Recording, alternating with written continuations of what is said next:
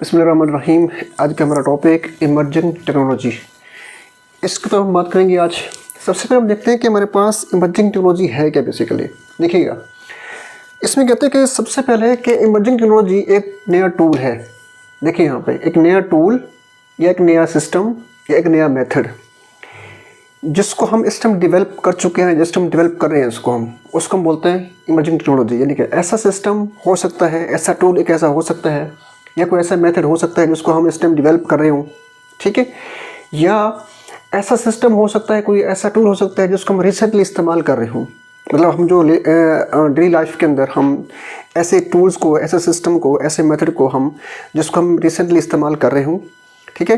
या कोई ऐसा सिस्टम जिसको हम इस टाइम डेवलप कर रहे हों अब तक, तो उस सिस्टम को हम क्या बोलते हैं? बेसिकली हम बोलते हैं इमर्जिंग टेक्नोलॉजी बोलते हैं हम। तो इसके बाद इसमें कहता है कि ये इमर्जिंग टेक्नोलॉजी बेसिकली करता क्या है? देखें, चेंज करता है हमारी ज़िंदगी पे। बहुत सारी ऐसे एस्पेक्ट्स हैं हमारी ज़िंदगी की, मल्टीपल ऐसी फील्ड्स हैं जिसके अंदर हम इसको इस्तेमाल करते हैं और हमारी लाइफ को ये आसान कर देता है, बहुत फास्ट कर देता है, ठीक है। जो चीज़ हम अगर कुछ डेज़ पहले की बात करें, कुछ डेज़ पहले की बात करें, जो चीज़ उस टाइम हमें प्रोवाइड नहीं थी, आज हमें वो मिल रही है। वो किसके बदौलत मिल रही है? वो हम इमर्जिंग टेक्नोलॉजी की बदौलत मिल रही है। ठीक हो गया। अब ये चेंज करता है हमारी ज़िंदगी को, हमारी लाइफ को, ठीक है। इसको हम इस्तेमाल करते हैं हम अपनी लाइफ के अंदर। बहुत सारी ऐसी फील्ड्स हैं जिन पे आप अगर इर्द गिर्द माहौल में देखें, इर्द गिर्द लाइफ में देखें, तो ये इस्तेमाल होती आ रही होंगी। अब उसको हम आइडेंटिफाई करते हैं कि वो कौन कौन सी ऐसी फील्ड्स हैं जिनके अंदर ये इस्तेमाल होता है। सबसे पहले कौन से देखें? एजुकेशन। जिनके एजुकेशन फील्ड के अंदर इमर्जिंग टेक्नोलॉजी का सबसे ज़्यादा इस्तेमाल होता है। उसके बाद आईटी में इस्तेमाल होता है। उसके बाद मेडिकल के अंदर इस्तेमाल होती है। ट्रांसपोर्टेशन में इस्तेमाल होती है। उसके बाद कम्युनिकेशन के अंदर इस्तेमाल होती है।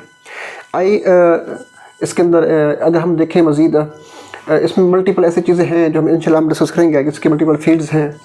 तो इमर्जिंग टेक्नोलॉजी का अगर सिंपल हम देखें डेफिनेशन, जिनके ऐसा एक सिस्टम, ऐसा एक नया टूल, ऐसा एक नया मेथड जिसको हम इस टाइम डेवलप कर रहे हैं या वो हम उसको रिसेंटली इस्तेमाल कर रहे हों, ठीक है। उस सिस्टम को हम क्या बोलते हैं? इमर्जिंग टेक्नोलॉजी बोलते हैं। हमारी लाइफ के मल्टीपल ऐसे फील्ड्स हैं जिनके अंदर इसको इस्तेमाल करते हैं। उनमें से सबसे पहले जो है वो कौन सी है? वो है AI। आपने सुना होगा। देखें, अब AI जो है सबसे ज़्यादा इस्तेमाल होने वाला एक ऐसा फ्यूचर है, ऐसा एक टूल है, ऐसा सिस्टम है, ठीक है, जो हमारी लाइफ में बहुत सारी चीज़ों में हेल्प करता है। हम इसको इस्तेमाल करते हैं। AI के बारे में डिस्कस करते हैं कि AI बेसिकली है क्या। देखें, AI बेसिकली इसका अगर फुल फॉर्म देखें तो इसको हम बोलते हैं आर्टिफिशियल इंटेलिजेंस बोलते हैं उसको हम। AI रेफ़र करता है इस एबिलिटी को, किसकी एबिलिटी? यानी कि एक मशीन की या एक सॉफ्टवेयर की। यानी कि एक ऐसा सॉफ्टवेयर, एक ऐसी मशीन जो खुद ब खुद लर्न करता है, मतलब सीखता है। मीन कैसे? एक ऐसा सिस्टम, एक ऐसी मशीन जिसको हम रख दें यहाँ पे किसी माहौल के अंदर, वो चीज़ों को देखेगा, ऑब्जर्व करेगा, सुनेगा, लर्न करेगा वहाँ से, जैसे इंसान की तरह। इंसान क्या है बेसिकली? देखें, आप खुद देखें, आपके इर्द गिर्द जो कुछ हो रहा है, आप उसको देख के सीखते हैं, आप उसको सुन के सीखते हैं, ठीक है। आपको सामने कुछ प्रैक्टिकल हो रहा हो, आपको कुछ वॉइस मिले, उन चीज़ों को देख के सुनना, लर्न करना। सेम लाइक दिस आपके पास AI की मशीन भी ऐसी ही है, AI सॉफ्टवेयर भी ऐसी है। एक सॉफ्टवेयर, एक ही मशीन खुद ब खुद लर्न करती है। लर्न करने के बाद वो स्पेसिफिक टर्म को, यानी कि जो आप टास्क उनको परफॉर्म करती है। अच्छा, उसमें सबसे पहले उसमें चीज़ें क्या क्या, मिसाल के तौर पर देखें, अगर हम यहाँ बात करें फेस रिकॉग्नाइजेशन की या वॉइस रिकॉग्नाइजेशन की, या कोई डिसीजन मेकिंग, यानी कि इंसान जिस तरह से कोई डिसीजन करता है या फेस को डिटेक्ट करता है, ठीक, इंसान, या वॉइस को सुनता है, लर्न करता है, वॉइस को सुन के वो कुछ ना कुछ ऑब्जर्व करता है, ठीक है। सेम लाइक दिस AI भी ऐसे ही है। इसके अंदर उसने एग्जाम्पल दी हुई हैं। वो किस तरह के? देखें, इसमें 3 एग्जाम्पल्स हैं। पहले मोबाइल फ़ोन में क्या है आपके पास? अब देखिए, मोबाइल फ़ोन में ना एक फीचर होगा सिरी का या गूगल असिस्टेंट का। इसको हम करते क्या हैं? बेसिकली हम जब भी गूगल असिस्टेंट के ऊपर जाते हैं, कुछ वॉइस देते हैं, उसको इनपुट्स देते हैं, कुछ हम बोलते हैं, हमारे बोलने के बाद हमारी आवाज़ को सुनता है, लर्न करता है, सुनने के बाद हमें फिर उसके बाद आउटपुट देता है, मतलब हमें रिजल्ट शो करता है, ठीक है। तो मतलब क्या हुआ? उसने वॉइस को रिकॉग्नाइज़ किया, वॉइस को सुनने के बाद उसके आउटपुट निकाल रहा है, ठीक है। सेल्फ ड्राइविंग कार, अब देख लें, मल्टीपल कार्स हमारी दुनिया में बहुत सी ऐसी कार्स हैं जिनके अंदर ड्राइवर का इस्तेमाल नहीं होता, ड्राइवर नहीं होता।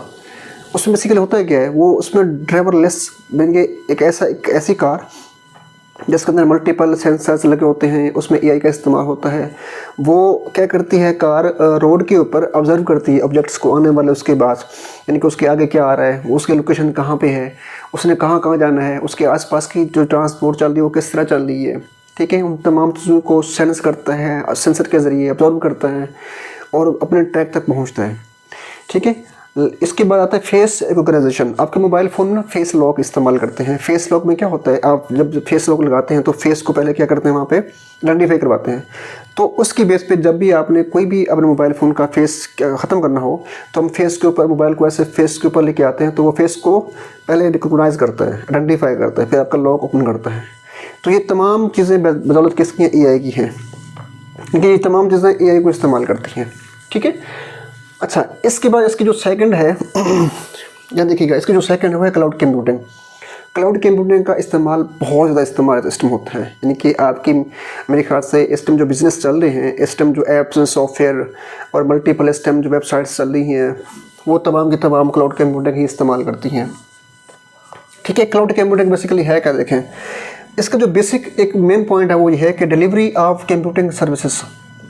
कंप्यूटिंग सर्विस क्या होती है बेसिकली, देखें उसको डिलीवर करना, उसको पहुंचाना, उनमें कौन कौन सी सर्विस है।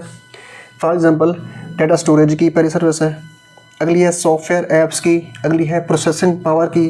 ठीक है, ओवर द इंटरनेट, यानी कि इंटरनेट को इस्तेमाल करते हुए हम मल्टीपल सर्विस को ले रहे होते हैं। ठीक है, इसकी एग्जांपल मैं देता हूँ आपको, देखें। अच्छा, इसमें जो सबसे पहले इस एग्जांपल मैं यहाँ पे दे रहा हूँ वो है गूगल ड्राइव की, ठीक है, या ड्रॉप बॉक्स की। अब वो गूगल ड्राइव इस्तेमाल करते हैं, आप जीमेल का अकाउंट जब भी आप बनाते हैं तो जीमेल आपको 15 GB प्रोवाइड करती है फ्री स्पेस, उसके अंदर आप अपना डाटा स्टोर कर सकते हैं। ठीक है, तो ये एग्जांपल किसके, क्लाउड कंप्यूटिंग है, यानी कि जो गूगल ड्राइव है बेसिकली ये क्या है, क्लाउड कंप्यूटिंग है। देखें, गूगल ड्राइव को इस्तेमाल करने के लिए आपको कोई हार्डवेयर नहीं चाहिए एक्स्ट्रा, कोई सॉफ्टवेयर इंस्टॉल नहीं करना पड़ता आपको। ठीक है, आप इंटरनेट को ऑन करें, गूगल की वहाँ पर अपना अकाउंट लिखें, उसमें जो 15 GB है उसमें जो आपने डाटा ऐड किया हुआ है, चाहे वो आपकी फाइल्स हैं, चाहे आपके वो इमेज हैं, चाहे आपके पास वो रिकॉर्ड्स हैं मल्टीपल्स, ठीक है, उसमें आपके भी इमेज हैं, ऐसी चीज़ें जो आपने स्टोर की हुई हैं, आपके कॉन्टैक्ट नंबर हैं, जो भी इसमें ऐड है, तो उसको आप रिमोटली दुनिया में किसी जगह पे उसको एक्सेस करें, उसका अकाउंट लिखें, इंटरनेट को इस्तेमाल करते हो उसको आप इस्तेमाल कर सकते हो। तो ऐसे प्लेटफॉर्म के आपके पास क्लाउड कंप्यूटिंग है। ठीक है, या ड्रॉप बॉक्स हो गया। तो गूगल ड्राइव बेहतरीन एग्जांपल है क्लाउड कंप्यूटिंग की। आप देखें, घर बैठे हैं, ऑफिस बैठे हैं, ठीक है, आप किसी कॉलेज गए हुए हैं, यूनिवर्सिटी गए हुए हैं, आप कहीं आउटिंग पे गए हुए हैं, आपने गूगल ड्राइव बनाई हुई है, आपने उसका अकाउंट लिखा, इंटरनेट को इस्तेमाल करते हुए उसको जहाँ बैठे उसकी तमाम की तमाम सर्विस आपको फ्री मिलती हैं। ठीक है, इसकी सर्विस को आप ले रहे हैं, इसको हम क्या बोलते हैं, क्लाउड कंप्यूटिंग। यानी कि क्लाउड कंप्यूटिंग बेसिकली एक ऐसा प्लेटफॉर्म है जिसके अंदर हम डाटा को ऐड कर सकते हैं, डाटा को वहाँ से ले सकते हैं, उसके किसी सर्विस को हम ले सकते हैं, परचेज कर सकते हैं। इसको हम क्या बोलते हैं, क्लाउड कंप्यूटिंग। यानी कि क्लाउड कंप्यूटिंग मीन बेसिकली आपको ये सर्विस प्रोवाइड करता है। इसकी बहुत सी एग्जांपल्स है, आगे हम डिस्कस करेंगे इसके ऊपर। अच्छा, इसके बाद अब देखें, access service without install software, यानी कि क्लाउड कंप्यूटिंग की किसी भी सर्विस को हम जब इस्तेमाल करते हैं तो हम किसी किस्म का कोई सॉफ्टवेयर इंस्टॉल नहीं करते, ना कोई हार्डवेयर परचेज करना पड़ता है हमें। हम जहाँ बैठे हैं जिस तरह हमें मर्जी दिल किया हमने उसको इस्तेमाल कर लिया। आप पे डिपेंड है कि आपने उसकी सर्विस को कितना इस्तेमाल करना है। जितना उसका इस्तेमाल करेंगे उतना उसको हम पे करेंगे और उसकी सर्विस को इस्तेमाल करेंगे। इसमें मल्टीपल सॉफ्टवेयर, इसमें मल्टीपल सर्विसेज, मल्टीपल इसमें हम इस्तेमाल कर सकते हैं। इसके बाद थर्ड पे आता है ब्लॉकचेन। ब्लॉकचेन क्या है बेसिकली, देखें, जब बिटकॉइन बना था, बिटकॉइन की जब ट्रांजैक्शन हुई थी तो उसकी ट्रांजैक्शन को सेव करने के लिए कुछ ऐसे मेथड्स थे, कुछ ऐसी टेक्नोलॉजीज़ थी, कुछ ऐसे मेथड कह सकते हैं उनको हम, तो उन्होंने बनाया था ताकि हम उसकी ट्रांजैक्शन को सेव कर सकें। ठीक है, तो देखिए ब्लॉकचेन बेसिकली एक डिजिटल लेजर है। लेजर क्या होता है, दुकानदार के पास मल्टीपल दुकान के ऊपर जाते हैं, यहाँ पे दुकानदार के पास ना एक खाता होता है, बेसिकली एक रजिस्टर होता है। ठीक है, उस रजिस्टर के ऊपर वो लिख रहा होता है कि मैंने क्या सेल किया, मैंने किसको दिया, मैंने क्या चीज़ मैंने लेनी है, क्या चीज़ मैंने सेल करनी है, वो तमाम चीज़ें वहाँ पे लिख रहा होता है। ठीक है, तो इस लेजर को हम क्या बोलते हैं, खाता बोलते हैं बेसिकली हम। अगर उस खाते को उसने डिजिटल कर दिया तो उसको हम क्या बोलते हैं, ब्लॉकचेन बोलते हैं। ठीक है, उसमें बेसिकली हमने करना क्या है, ट्रांजैक्शन देखनी है। ठीक है, वो ट्रांजैक्शन को हमें सेव करना है। अब देखें, ब्लॉकचेन एक ऐसा डिजिटल खाता है, लेजर है या डेटाबेस है जिसके अंदर ट्रांजेक्शन को हम क्या कर रहे हैं, शेयर कर रहे हैं। मीन कि ब्लॉकचेन के अंदर मल्टीपल लोग हैं। अब देखें ना, वो जो दुकानदार का खाता है, उस खाते के अंदर ना बहुत सारे लोग उसमें ऐड होते हैं, हर बंदे का खाता अलग अलग होता है। तो वो कहते हैं इस ब्लॉकचेन के अंदर जो भी लोग होंगे, इस डेटाबेस के अंदर जो भी लोग होंगे, ठीक है, उनकी जो ट्रांजेक्शन होगी वो तमाम लोगों के पास क्या होगी, शेयर्ड होगी। और उनकी तमाम ट्रांजेक्शन को लोग देख भी रहे होंगे, शेयर भी होगी, उसको मेंटेन भी कर सकेंगे। यानी कि उसमें तमाम लोग जो उसमें ऐड होंगे वो लोग उसको मेंटेन भी कर सकते हैं, उनको शेयर भी कर सकते हैं उसकी ट्रांजेक्शन को। तो मीन क्या हुआ, जब हम क्रिप्टो करेंसी सिस्टम इस्तेमाल करते हैं, लोग करते हैं, क्रिप्टो के ऊपर काम करते हैं, तो क्रिप्टो के ऊपर जो भी ट्रांजेक्शन होती है बेसिकली वो ब्लॉकचेन के अंदर होती है। अब मैं समझाता हूँ ब्लॉकचेन के अंदर। देखिए, ब्लॉकचेन में मल्टीपल ब्लॉक्स होते हैं, ठीक है। हर ब्लॉक एक के साथ अगले के साथ क्या होता है, अटैच, लिंक्ड होता है। ये इसके साथ लिंक्ड होगा, ये इसके साथ लिंक्ड होगा, ये इसके साथ लिंक्ड होगा। मीन क्या हुआ, जब भी हम ट्रांजेक्शन करते हैं, कोई एक बंदा ट्रांजेक्शन करता है तो वो एक ब्लॉक में आके स्टोर हो जाती है। अब ब्लॉक के ना 3 पार्ट्स हम कह सकते हैं। पहला पार्ट क्या होता है, इसमें वो डेटा जो इसमें हम ट्रांजेक्शन करेंगे उसको स्टोर करेगा, पहली बात। अगली, इसकी एक की जनरेट होगी। थर्ड में क्या होगा, जो उसका प्रीवियस ब्लॉक होगा उसका एड्रेस इसके पास क्या हो जाएगा, ऐड हो जाएगा।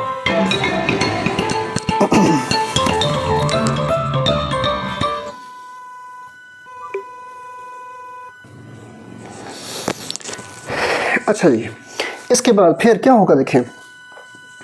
अच्छा, हर एक ब्लॉक अगले के साथ क्या होगा, कनेक्ट होगा, ठीक है। अब जो प्रीवियस ब्लॉक होगा उसका जो एड्रेस होगा वो अगले ब्लॉक में क्या हो जाएगा, ऐड हो जाएगा। तो देखें, जब इसका एड्रेस इसमें ऐड हो जाएगा, इसका एड्रेस इसमें ऐड हो जाएगा, इस ब्लॉक का एड्रेस इसमें ऐड हो जाएगा, तो ये तमाम ब्लॉक्स क्या हो जाएगा, आपस में लिंक्ड हो जाएंगे, ठीक है। ब्लॉकचेन के अंदर हर वो ट्रांजैक्शन जो हम करते हैं वो एक ब्लॉक में स्टोर होती है। हर ब्लॉक अगले के साथ क्या होता है, अटैच होते हैं। इस तरह से वो तमाम ब्लॉक्स आपके दरमियान आपस में लिंक बनता है। इनके लिंक बनने के बाद जैसे लिंक बनता है तो इसको हम क्या बोलते हैं, एक चेन बोलते हैं। तो इसको हम क्या बोलते हैं, मल्टीपल ब्लॉक्स का एक चेन बन गई, इसी को हम बोलते हैं ब्लॉक चेन, ठीक है। ये जो ट्रांजैक्शन यहाँ पे हो रही है, जो ब्लॉक्स बने हुए यहाँ पे, तमाम लोगों की ट्रांजैक्शन, इसमें तमाम लोग अब इसको देख भी सकते हैं कि कौन किसी की ट्रांजैक्शन कर रहा है, कब हो रही है, किस टाइम हो रही है। तो बेसिकली सेफली ट्रांजैक्शन को करने का मेथड वो क्या है, ब्लॉकचेन है। यानी कि जब भी हम किसी मेथड को, ऐसा मेथड जिसमें हम किसी ट्रांजैक्शन को सेफली पहुँचाएँ, सेफली करना चाहें, तो हम क्या इस्तेमाल करते हैं, ब्लॉकचेन इस्तेमाल करते हैं। उसके बाद क्या आता है, IoT। IoT का फुल फॉर्म है इंटरनेट ऑफ थिंग्स, ठीक है। IoT बेसिकली एक ऐसे सिस्टम को रेफर करता है जिसके अंदर तमाम के तमाम ऑब्जेक्ट्स फिजिकली कनेक्ट होते हैं इंटरनेट के साथ। देखिए, सिंपल बात बताऊँ आपको, अगर आप चाहते हैं कि मेरा एक जो घर है, घर के अंदर तमाम के तमाम जो रूम है, वो मेरा पूरा घर, ठीक है, उस घर को मैं ऐसे सिस्टम के साथ कन्वर्ट करूं कि मैं जहां बैठा हूं उस पूरे घर को मैं कंट्रोल कर सकूं, उसकी सिक्योरिटी को मेंटेन कर सकूं, ठीक है। तो उसमें होता क्या बेसिकली, देखें, IoT बेसिकली ऐसे सिस्टम को रेफर करता है जिसमें तमाम फिजिकल ऑब्जेक्ट्स कनेक्ट होते हैं इंटरनेट के साथ, पहली बात। सेकंड बात, इसमें तमाम जो फिजिकल ऑब्जेक्ट्स होते हैं वो इस्तेमाल करते हैं सेंसर को और नेटवर्किंग को या नेटवर्क कनेक्शन को, ताकि वो डाटा कलेक्ट कर सकें, डाटा को सेंड कर सकें, डाटा को रिसीव कर सकें, ठीक है। ये पहली बात यहाँ पे, सेकंड बात ये हो गई। अब इसकी एग्जांपल मैं रियल टाइम देता हूँ आपको किस तरह से। अच्छा, IoT को इस्तेमाल करके हम अपनी लाइफ को ईजी बना सकते हैं, फास्ट बना सकते हैं और ज़्यादा एफिशिएंट कर सकते हैं इनको इस्तेमाल करते हुए, ठीक है। उसकी एग्जांपल कौन कौन सी हैं, स्मार्टफोन्स हो गए आपके, स्मार्ट वॉचेस हो गए आपके पास, होम एप्लीकेशंस हो गई, थर्मोस्टेट हो गया, उसके बाद स्मार्ट लाइट बल्ब्स हो गए। ये तमाम के तमाम क्या जो एग्जांपल्स हैं, ये IoT के एग्जांपल्स हैं जो हम डेली लाइफ में इस्तेमाल करते हैं। अब देखिए, मैं चाहता हूँ कि मैं जैसे अपने रूम में एंटर हूँ तो जो मेरा बल्ब है, लाइट बल्ब है, ये ऑन हो जाए, ठीक है। ये किसकी बेस पे होगा, IoT के बेस पे होगा। मैं चाहता हूँ कि मैं जब भी इंटर हूँ तो मेरा फ़ैन चलने लग जाए, ठीक है। या आप देख लें खुद, आपके रिमोट कंट्रोल आपके पास बल्ब्स हैं इस टाइम, या आपके पास रिमोट कंट्रोल आपके पास इस टाइम फ़ैन है। ये तमाम क्या है आपके पास, IoT के एग्जाम्पल्स हैं। थर्मोस्टेट को देख लिया आप, थर्मोस्टेट एक ऐसी डिवाइस है जो आपके घर के अंदर, रूम के अंदर टेम्परेचर मेंटेन करती है। कैसे, यानी कि आप जैसे आपका जो टेम्परेचर है जैसे प्लस हो जाता है, यानी कि बढ़ने लगता है टेम्परेचर, उसको कम करके उसको रोक के वहाँ पे कूलिंग स्टार्ट हो जाती है, ठीक है। या अगर कूलिंग बढ़ रही है तो उसको स्टॉप करके वहाँ पे क्या होता है बेसिकली उसका जो टेम्परेचर मेंटेन करता है। यानी कि रूम के टेम्परेचर को मेंटेन करने के लिए हम थर्मोस्टेट का इस्तेमाल करते हैं। स्मार्ट वॉचेस हो गए आपके, जो स्मार्ट वॉच आपने पहना हुआ है, ठीक है, उससे क्या होता है कि उसकी आप अपनी हार्ट बीट को भी देख सकते हैं, कंट्रोल कर सकते हैं। मल्टीपल ऐसी बहुत सारी ऐसे उसमें मल्टीपल फीचर्स हैं। आप रनिंग करें तो बताते हैं आपको कि आप कितने आपने रनिंग की हुई है, ठीक है। मल्टीपल उसमें जो फीचर्स हैं, आपका जो स्मार्ट वॉच है जो आपके मोबाइल से कनेक्ट होती है, ठीक है। ये स्मार्ट वॉच क्या है, बेसिकली IoT की सारी क्या है एग्जाम्पल्स हैं।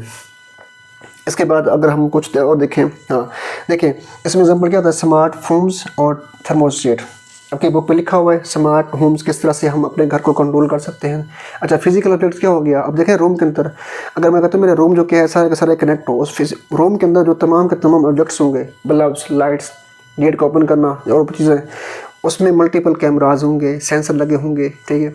वो उस चीज़ को सेंस करेंगे, सेंस करने के बाद कनेक्टिव या इंटरनेट नेटवर्क की कनेक्टिविटी के साथ हम अगर घर से बाहर हैं, किसी और जगह बैठे हैं, तो उसके इस्तेमाल से हम अपनी उन चीज़ों को कंट्रोल कर सकते हैं। इसको हम क्या बोलते हैं, IoT।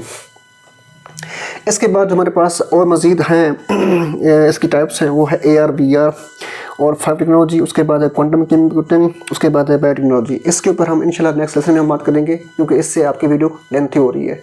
तो आज के लिए इतने काफ़ी। अल्लाह हाफ़िज़, नेक्स्ट लेसन में मिलते हैं।